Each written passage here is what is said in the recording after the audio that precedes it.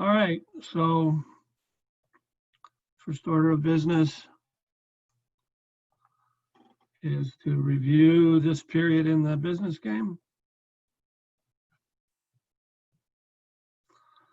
So here we go. All right. Here's the current standings after period 2. I didn't color in the big mover of the day. The big mover of the day was Rack and Roll, who went from dead last all the way up to, what's that, 7th place. They jumped several spaces. Tiger jumped a couple, while Rack City dropped a couple. Rack and Roll, you may recall, played an interesting strategy. They purposefully sold nothing in the first period and built up their inventory of finished goods, thereby avoiding the first period chaos and making a tidy profit in period 2. So here's a plot of the sales versus price for this period. And I've superimposed it on the same plot from the first period. So the blue is this period, orange is last period. So you can see we didn't have any real low sellers. The lowest price this period was about $45. Now, obviously, there were some people who set very high prices that in order to get 0 sales, which I chopped off of the graph. All right, so we're kind of getting a decent look at how the demand price curve looks, at least for the moment. This is the same plot, it just separated out by teams. You can see various strategies here. These guys here, they set the same price in every city. These guys here set some fairly low prices and then set prices so that they didn't sell at all in other cities. The blue dots here were spread kind of various prices. So different strategies going on there. Okay, so here are the net assets for period 1 and period 2. So we see Rack and Roll. Obviously, they actually lost a little bit of money in the first period, but then made a whole bunch of money in the second period. CD's Racks actually lost money. I'm not sure what happened there, but everybody else is at least trending upward as far as assets go. And stock price. So again, the big jumpers in stock price were Rack and Roll, these guys here. And Look Rack at It, our first place team, also had a significant increase in stock price. Just to look at some of the numbers. CD's Racks, very low on cash relative to everybody else. Some of the companies have 0 warehouses being built, whereas most seem to have warehouses being built. A couple of teams, 3 teams that specifically have no finished goods, and a couple other teams have a decent amount of finished goods. Remember, this is in dollar value, not units.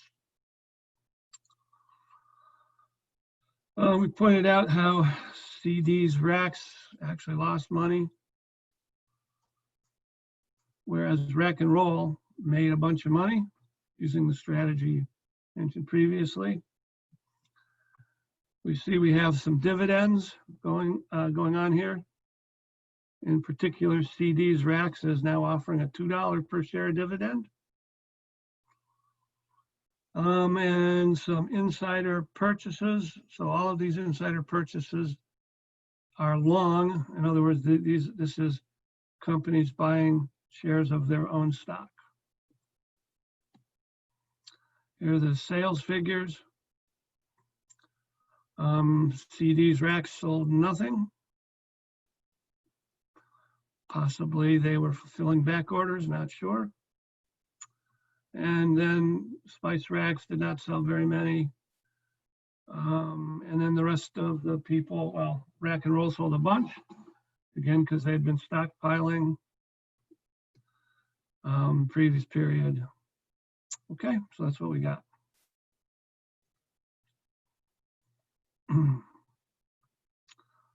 Does anybody have any questions about the game?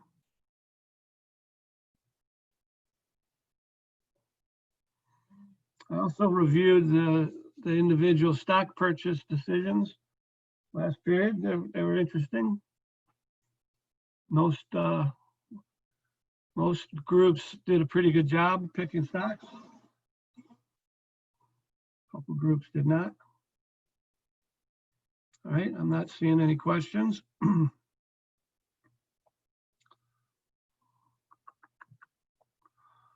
right, then today's lecture is on topic of forecasting. In fact, we're going to be talking about forecasting this week and next week. And so this set of PowerPoint slides, you might notice has 120 slides. We're going to do about half of them today and half of them next week. So this is forecasting. It's a topic I kind of like talking about. And as opposed to previous weeks where we use Solver a lot, this is more of a statistical methodology. And so the main tool we're going to be using today is what's called regression analysis. I'm guessing you've seen it before, but some of you may, some of you may not. But that's the principal kind of analytical tool we're going to use. So today we're talking about model-based methods for forecasting, and then next week we'll talk about forecasting methods. And these are kind of basically smoothers or filters. They're things like the simplest versions are moving averages, exponential smoothing, things like that. Today it's model-based methods. All right, so just a little kind of general discussion on forecasting. So the idea is we're trying to predict the future behavior of some process or variable, random variable, based on past data. It's a fundamental necessity for business planning. Most of the decisions businesses have to make are based, at least to some degree, on forecasts. And just a couple examples of kind of the key things that you're trying to forecast in business. Probably the main one is you're trying to forecast future demand for your products and services. Another one that often comes into play is forecasting the price of various commodities, such as, let's say, raw materials and things like that. Okay. So why would we want to forecast demand? Well, basically, we need to know how much stuff to make ahead of time. We need to know how much raw material to buy to meet the demand. We need to know how many workers to schedule to produce the material to meet the demand.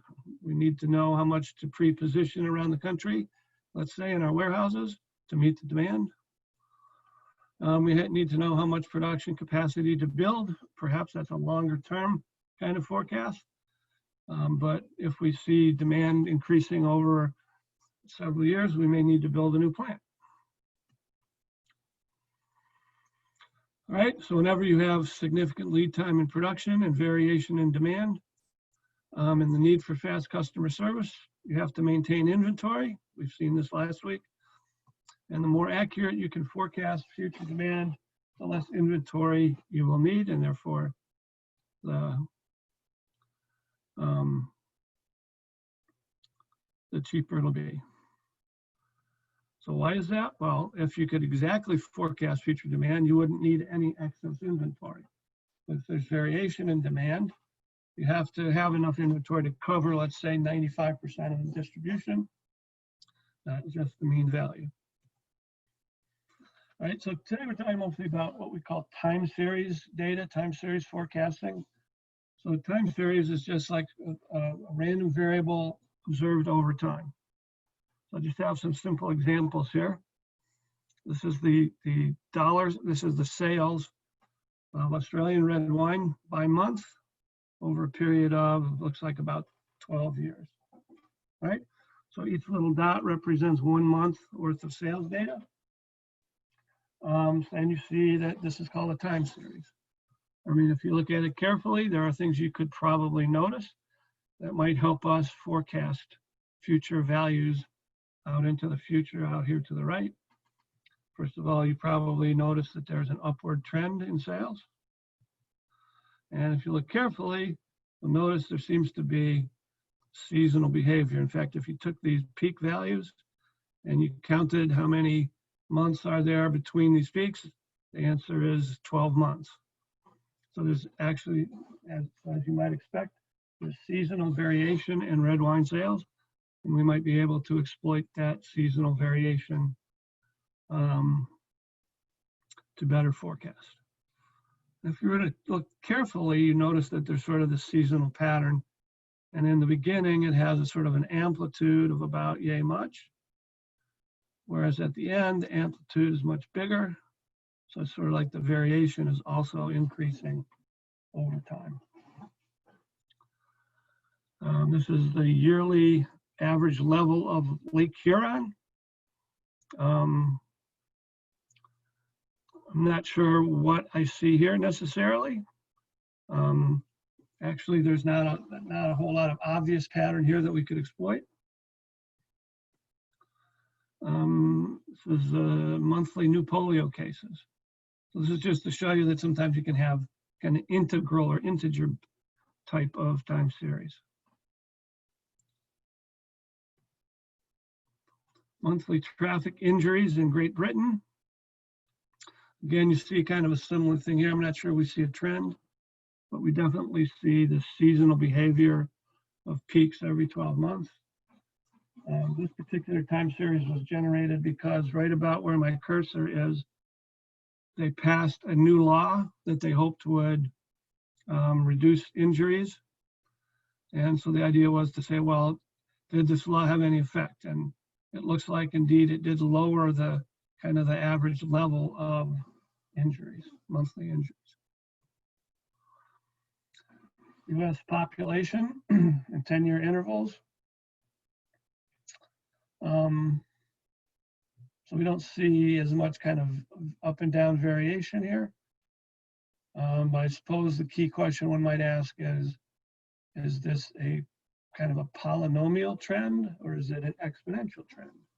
That'd be an interesting question.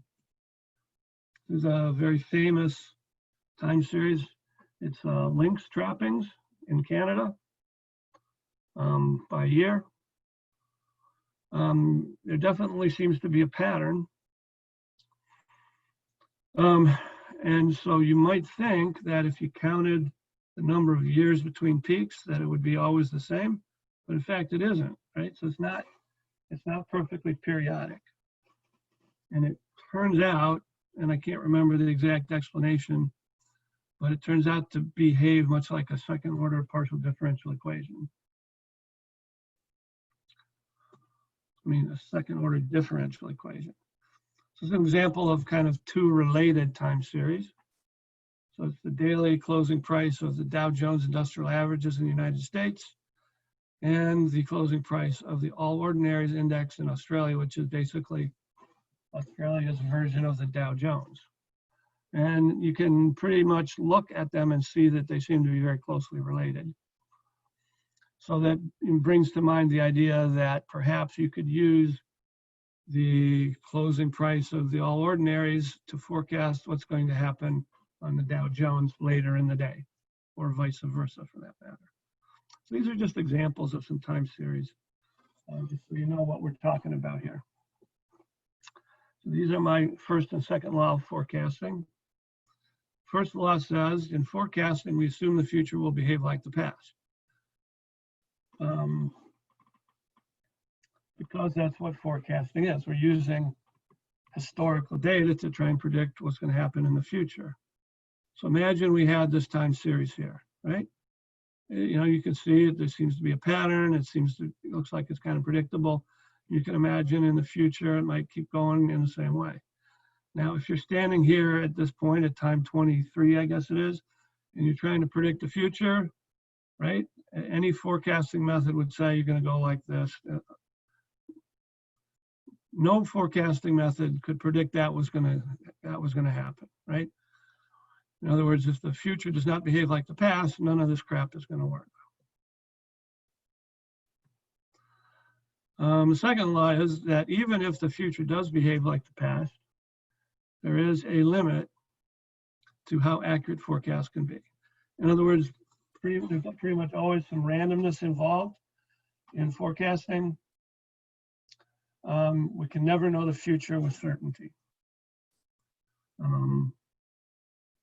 Another way of kind of saying that is there's going to be a random noise or a random error component or a random component in the future, and so we'll never be able to forecast with certainty.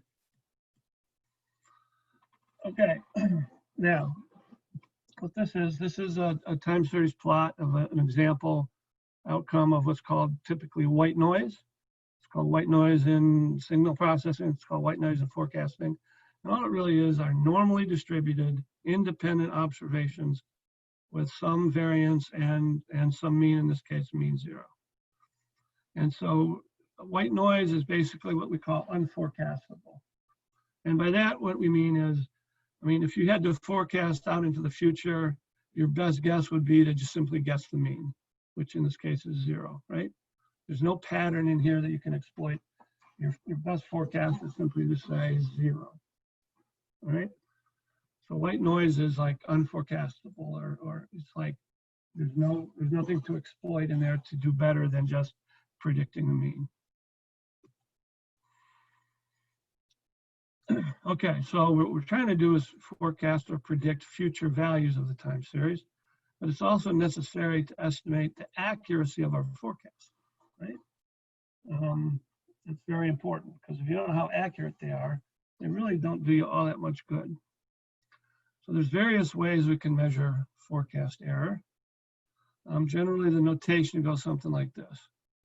All right, so it is currently time t minus k, and we are trying to forecast the value of the time series in the future at time t. So we'll call it x hat, the hat indicating that it's a prediction or a forecast, right? So what this notation means is this is our forecast of the time series at time t made at time t minus k. So xt would denote the actual value of the series at time t. And then we could measure the forecast error by simply taking the difference between the actual and the predicted values, right? So this is called the k step ahead forecast error. Now you can take these errors and you can square them and add them up, and that will give you mean squared error. That's kind of like the variance of the errors. Some people prefer instead to take absolute values and then add them up, and that's called mean absolute deviation. Or if you take the square root of the mean squared error, that's called the root mean squared error, and it's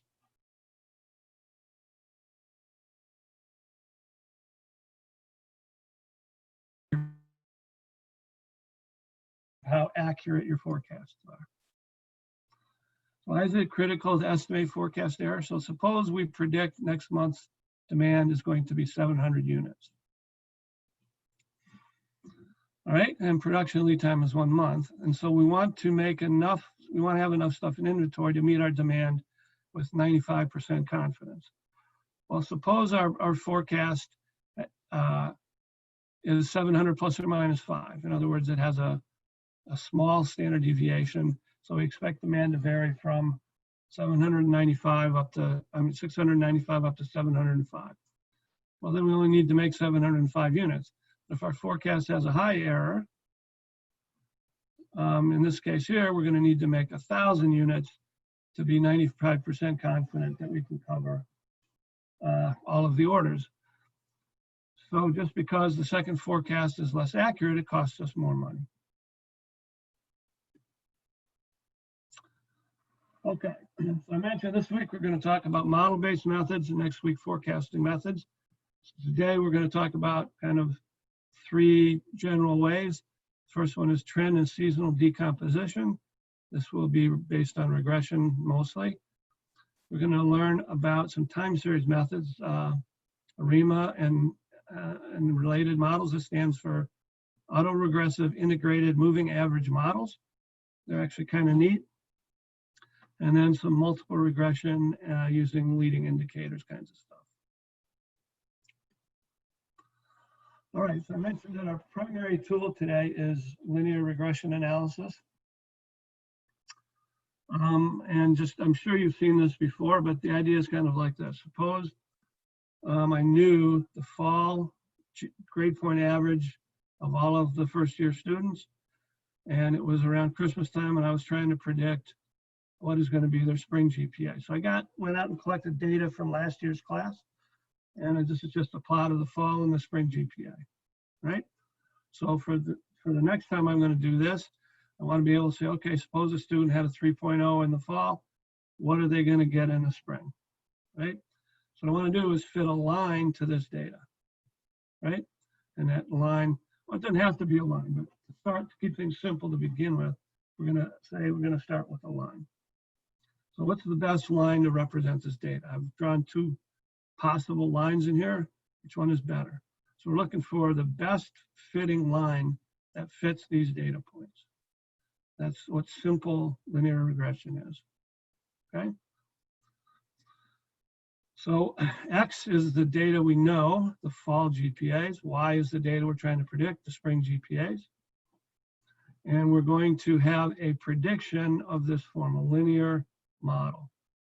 It's going to be a constant, some intercept plus some slope times X, the fall. It's going to be our prediction for the spring. So in this case, we have these data points, Y1, X1, Y2, Y2, X2, etc. And we want to find the unknown coefficients of the line, the intercept and the slope, that give us the best fit, okay? And so the criteria we're going to use is we're going to take the difference between each data point, each Y data point, and its predicted value. So remember, the line is going to be the predicted value, right? So this is the actual, and the point on the line right below it is the predicted value. So for each point, we'll have the value and its predicted value, and we're going to try and minimize the squares of these errors added up over all the points, okay? So again, here we have the Y is the actual value, beta 0 minus beta 1, X of I is the predicted value, and we're trying to solve for beta 0 and beta 1, trying to find the best fitting line. And the line is determined by the intercept and the slope, right? So this is what we're trying to minimize, this whole thing, the sum of the squared errors. So we take the derivatives with respect to beta 0 and beta 1, set them equal to 0, solve, and we end up with equations for beta 1, the slope, and beta 0, the intercept. Okay, so Excel does regression. And I'm going to show you how to do that.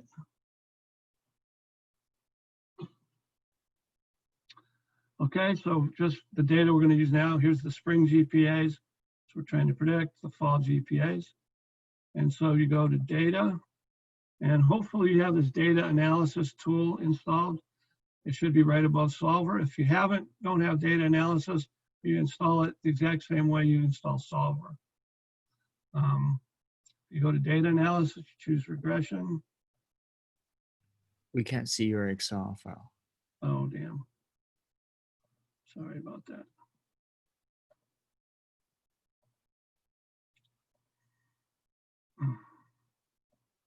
Okay, let me start over. Hopefully you can see it now. Okay, so here's our fall data. That's what we're using to predict, and this is the spring data, what we're trying to predict. So here's the data analysis tool pack that we're going to use. And again, you install it the same way you install solver. So you go down and you choose regression. Okay, it's going to ask you for the Y range, so that's what we're trying to predict. So that is, that is these guys here. And then the X range, these are what we're using to predict Y. That's the fall GPAs.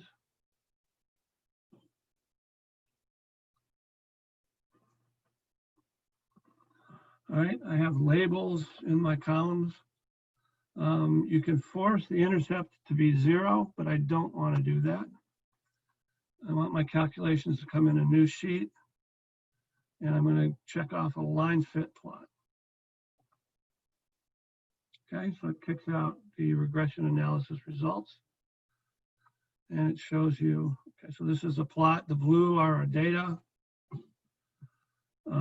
And you can see the red, that's our line that we fitted in. It looks like a decent fit. Now, just some of the things in the output here. Okay. First thing is that this is the intercept and the slope, right, for our line. So the intercept is 0.85 and the slope is 0.68. Okay. So this thing here, it's called R squared. This is a measure of the percent of the variation explained, right? So, I mean, what that means is we could predict the spring GPA by simply taking the average of the spring grades, right?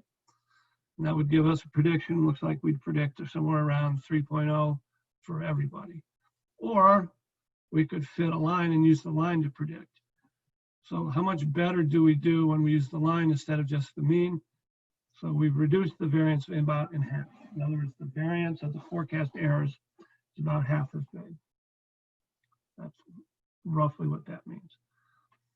And then the other thing is that we often want to look at is called the p-value, right? So in a nutshell, the p-value tells you if this term is valuable in the forecast. And if it's less than 0.05, then it's significant, right?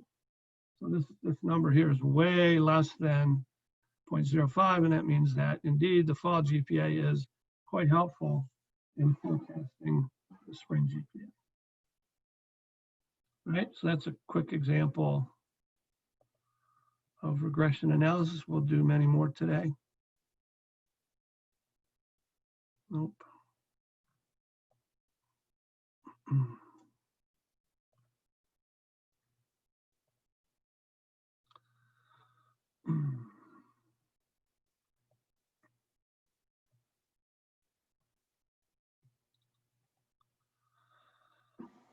Okay, so we could do other models. It doesn't have to be a straight line model. For example, we could fit instead y equals beta 0 plus beta 1 x squared, right? So let me just kind of show you how you might do that.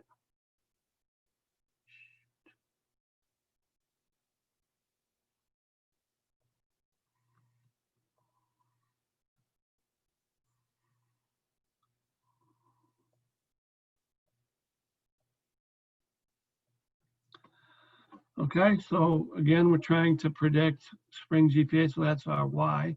This was our x, but if I just take these values and square them, notice I just took the fall GPA and squared it, right? So now I can have fall GPA squared, and I could build a regression model for that.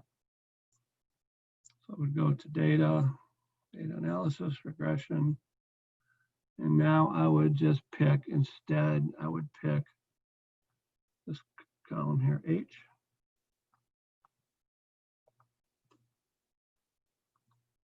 All right, gives me an R squared that's a little better than 0.46. But in all honesty, my quadratic fit looks very much like a line anyways, right? So I would kind of conclude from this probably a straight line fit is a better fit in this case. But that's, I can do instead that different model.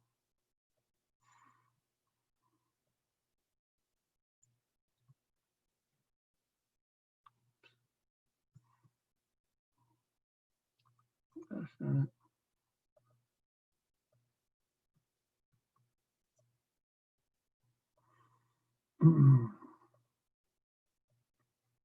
Right, so that was fitting y equals beta 0 plus x squared. Similarly, I could fit y equals beta 0 plus the sine of x or e to the power x or whatever I want, right? Now, one of the points I want to make is all of these are nonlinear equations in x, but they're linear equations in the unknowns, namely the beta 0 and the beta 1, right? So these are all linear in the betas, and so we call this linear regression.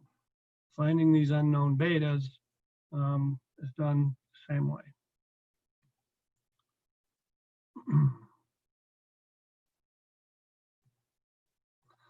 Okay, now there's something else we can do, which is called multiple regression or multiple linear regression.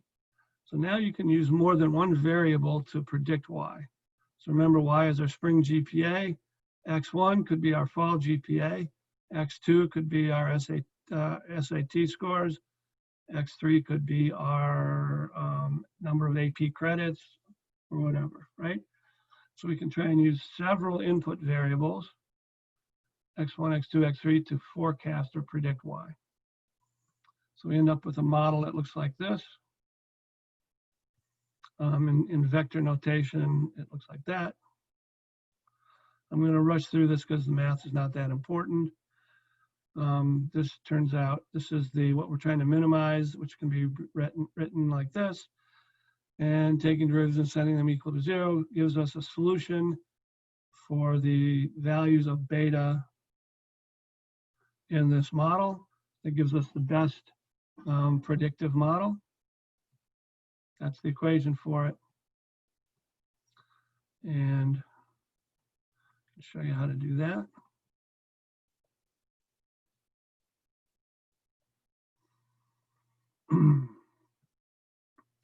Okay, so now we're going to try and predict spring GPA from fall GPA, academic index, rank index, SAT math, SAT verbal, and number of AP credits. All right, so I'm going to go again to data analysis, to regression, and I'm still trying to forecast column G, the spring GPA. But now the variables I'm going to use are all of these. Screen, Professor. Yeah, gosh darn it. My bad. Where am I here? Let me start over. Okay, so now what I'm trying to do is I'm trying to forecast my spring GPA using fall GPA, academic index, rank index, math SAT, verbal SAT, and number of AP credits. All right. Go to data analysis, I go to regression. I'm still trying to forecast column G, so that part is right. Now, what I'm going to use to predict it is all of these columns, A through F. Okay, so I still have labels. I do not want a zero intercept. I want a new worksheet. Okay, so hit go. Okay, so now it gives me, first of all of those coefficients. All right, so it gives me the intercept, and then it gives me the slope terms for all of those different variables, right? It gives me the R squared, so now I'm explaining 62% of the variance, which is better than when I just use a single variable. That was 46%. And now this is where I probably want to look at the p-values, right? So kind of the rule of thumb is that if the p-value is below 0.05, then it's significant. If it's close to 0.05, you might consider it. If it's way below 0.05, then that's really important. And so we can see that clearly the most important variable for predicting spring GPA was the fall GPA. All the other variables are kind of marginally valuable. They might help a teensy bit, but none of them are below 0.05, right? So what that is telling us is that a model that just had the fall in it alone without any of these other variables will probably be pretty much as good. And that's why the R squared is only a little bit better, right? So, I mean, we could, decide to keep some of these, get rid of some of these variables, and then have a new model with only some of the variables in it.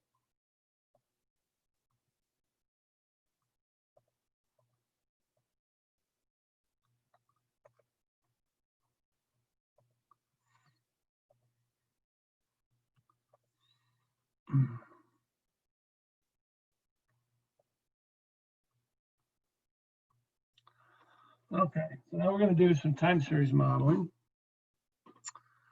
And so Y is going to be our time series, and we're going to try and break it up and predict it with a model that uses a trend, seasonal terms, and then the rest is the leftover noise.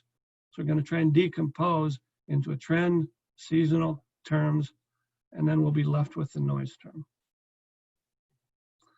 So let's look at this simple time series. If you just took these, 24 data points, the standard deviation of those data points is about 0.25. So the first thing we're going to do is we're going to fit a line to these data points. That's our trend line. And we do that using regression, of course. And so when we fit the line, we got an intercept and a slope. And we get this model up here. Intercept is 2.8 plus the slope is 0.02 times t, where t is the time 1, 2, 3, 4, 5. All right, so that's our fitted model. And then if we wanted to forecast out into the future, we just keep forecasting points along this line. All right, so you might think we can do better than that, and you're right. So first thing I did is I calculated what is called the residuals. That's the actual minus the predicted value. So I go back here, for example, this is the actual value for time 19. This is the predicted value for time 19. So if I create the residuals, which is the actual minus the predicted, or it is, this should say y of t here, I apologize, y of t minus the slope. So basically I've detrended this series. I've subtracted out the linear trend and I'm left with something that looks like this, right? So now I want to forecast this. So if you count, if you go to a peak, 1, 2, 3, 1, 2, 3, 1, 2, 3. So it seems like we have a definite seasonal pattern, and every 3 periods it seems to repeat itself. All right, so there's various ways we could attempt to forecast this. But probably the simplest way is just to create what's called a seasonal adjustment factor. If you ever listen to the news and they're talking about economic data that's been seasonally adjusted, this is kind of how you would do it. So the first thing I did is I just took all of those residuals that I had, these guys here, I listed them, and then I put the season, right? So there's 3 seasons, 1, 2, and 3. Come on, where's my cursor? So I just put the season here, and then I sorted by season, right? So this first set of data all come from season 1. And the second all come from season 2. And the third all come from season 3. Notice these are the residuals. These are the detrended data points, all right? And then I just take the average of all of them in season 1, take the average of them in season 2, and take the average of them in season 3.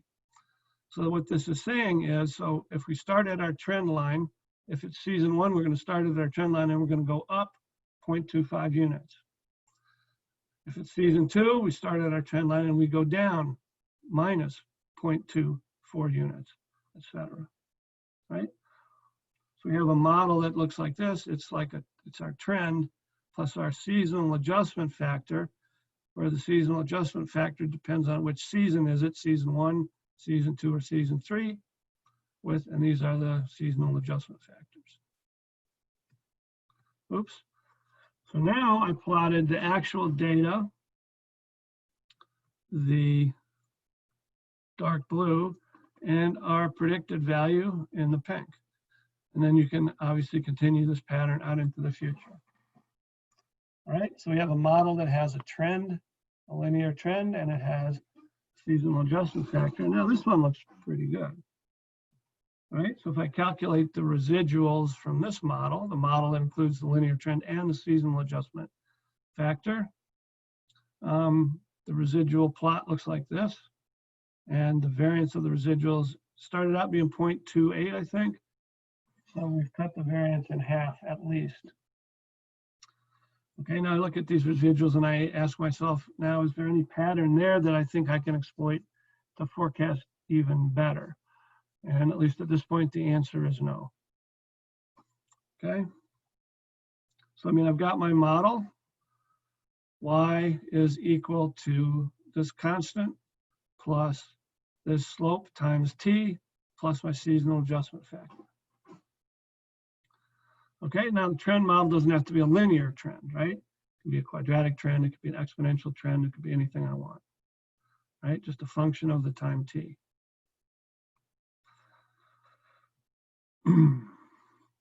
Right, so the idea is if you look at a plot, maybe you can see what kind of a trend model seems to make sense. This is an example here where you might do that.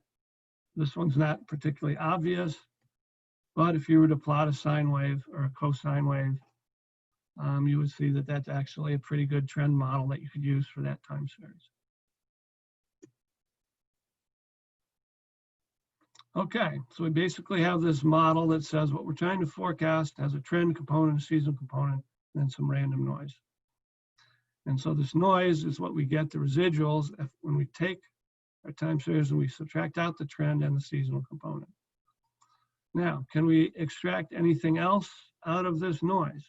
Sometimes yes, sometimes no.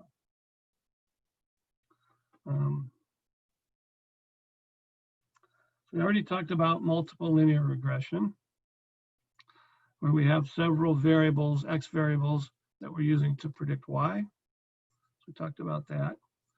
But there's sort of various versions of multiple linear regression models.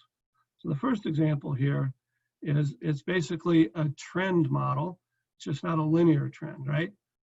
It's basically where Y is some function of T, of T, which is time, right? So if you just had beta 0 plus beta 1, it'd be a linear trend model. Beta 0, beta 1, and beta 2, it would be a quadratic trend model.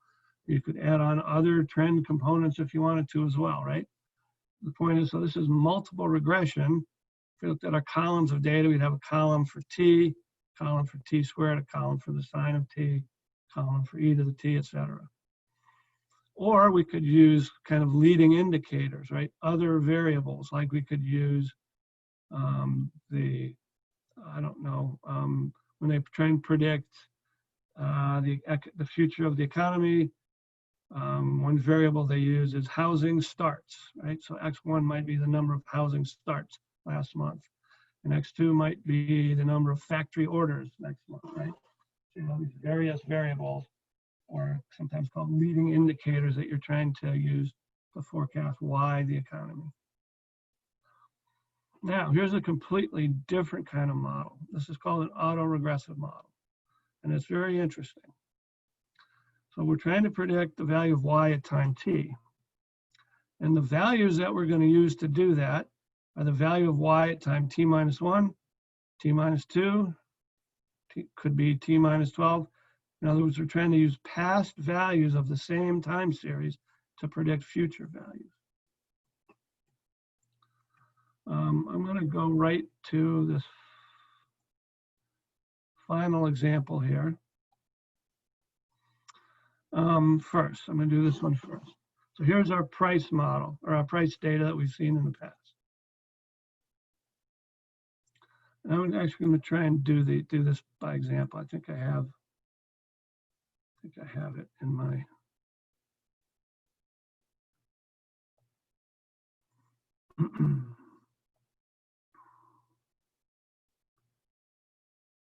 Do I have it?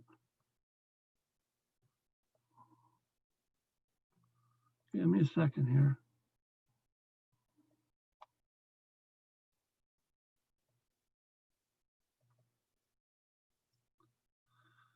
Darn. Yes, there it is.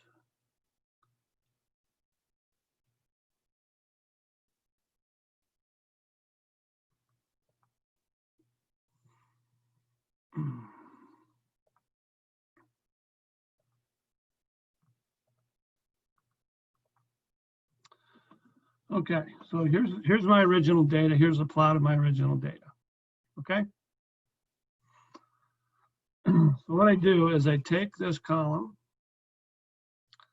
and I copy it, but I shift it down one row. So now, see, I've gone down one row. Then I copy it again, and I shift it down 2 rows. And I copy it again, but I shift it down 3 rows. All right?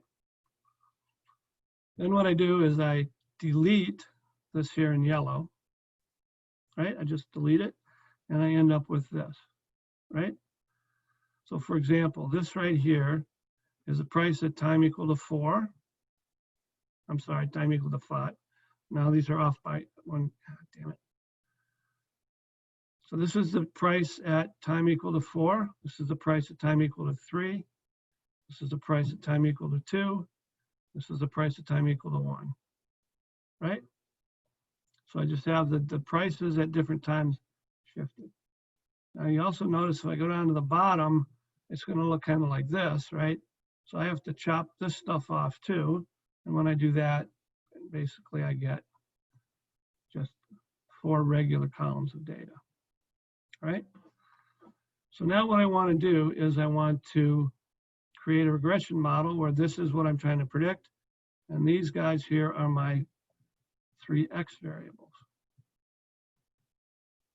So we can go to data analysis, regression.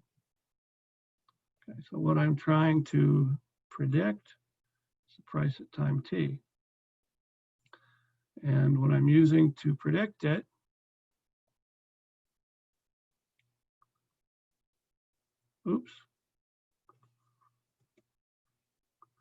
is the prices at time t minus 1, t minus 2, t minus t.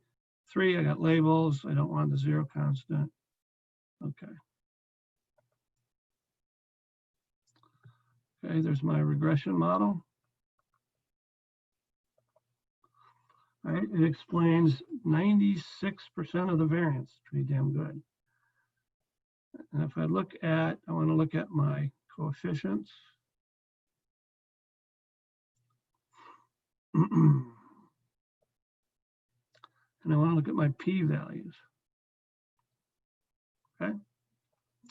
So now look at these p-values.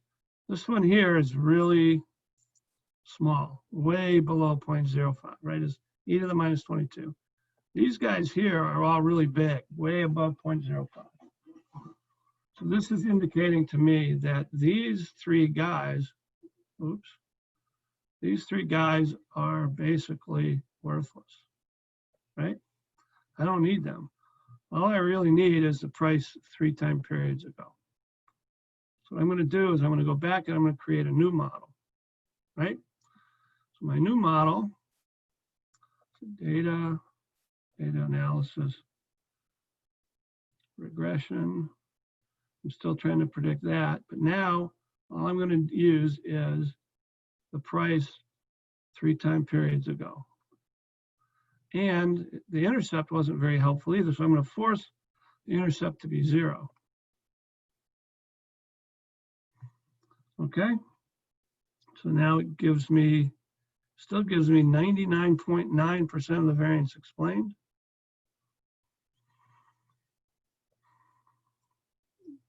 Gives me the single coefficient of my model is 1.02.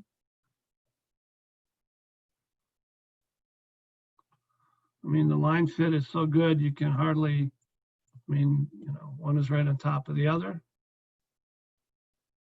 Right, so what it gives me is, whoops, I got to get out of here. Very simple model.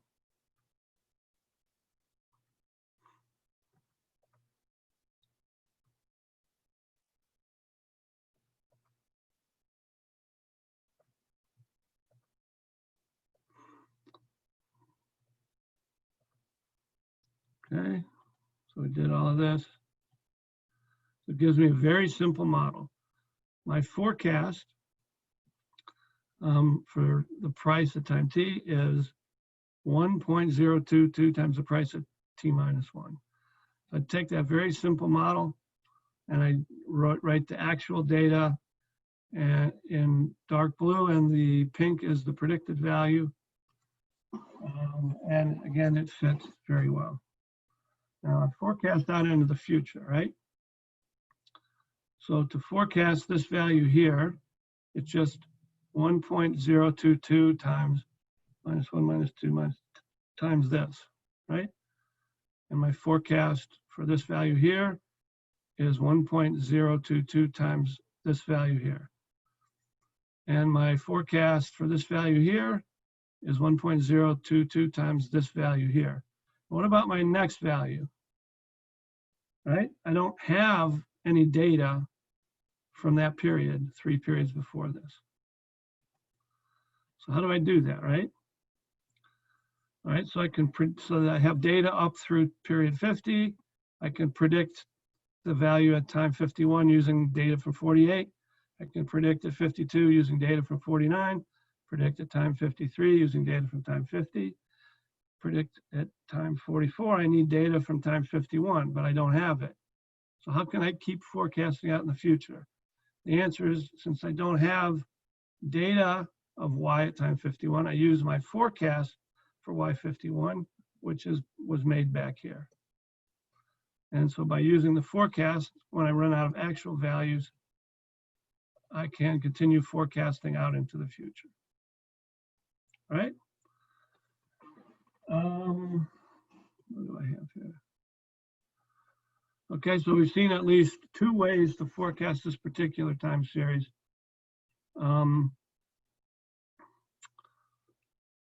Which, if you've been paying attention, this is an important time series to this class. And if you weren't paying attention, you'll be forced to in the homework. What are we doing on time? So one thing I wanted to show you as well, because I really kind of mucked up the question for the last homework. It was question 5. So I wanted to show you at least the solution to that, if I can find it. All right, so the problem was, I said, to find the cost or compare the costs for different standard deviations for a news vendor problem. So here's what we're going to do. We're going to assume that the mean demand is 500. The problem states the underage and the overage costs. Professor Stur, we cannot see your screen. Yeah, I know, I forgot again, damn it. Okay, let's start over again. So this is problem 5 from the homework that was due today. So the underage cost is 15, the overage cost is 5, ratio is 0.75. And so if we knew the distribution of demand, we can compute the quantity, the number of newspapers to buy. So what I want to do here is I want to assume that the mean demand is 500 and that the standard deviation is 15 or 50 or 100. So when we change the standard deviation, we change the distribution. But regardless, we can plug in and find the optimal number of newspapers to buy using norm inverse 0.75, the mean and the variance. Since the variance is different, right, we'll get a different number of newspapers to buy each time. The problem was that the average cost was never really showed you how to do that in the notes. One way to do it is if you went back in the notes on page 47, there's an integral equation that you could solve the expected cost. And it's doable, it's kind of difficult. But probably the easiest way is just to approximate it with Monte Carlo simulation, right? So what I did is he created about 500 demand scenarios from a normal with the mean of 500 and a standard deviation of 15. And then I did the same with a standard deviation of 50 and 100. All right, and I computed using the news vendor equation, the optimal order quantity. And then so for the sigma equals 15 case, I computed whether I was over or under, and then I multiply by the over and under cost to get a cost. So for each of my demand scenarios, I got the cost. And then I did the same for, I did the same for standard deviation equal to 50. I got the cost. I did the same for standard deviation equals 100. I got the average cost, so I estimated it using this scenario approach. And what you see is that the cost increases as the standard deviation increases. In fact, if you plot it, you see clearly that is a linear increase, right? So this is kind of interesting. So it shows that uncertainty costs us money. This is often the case in business and in probability and statistics. In this case, it's linear, right? For every unit of, there's a linear relationship between cost and uncertainty. The more uncertainty, the higher the cost. So that was an interesting problem, although I did a very poor job in asking the question. All right, so there's homework posted that kind of mirrors what I went through in lecture today. And that's all I got. Does anyone have any questions?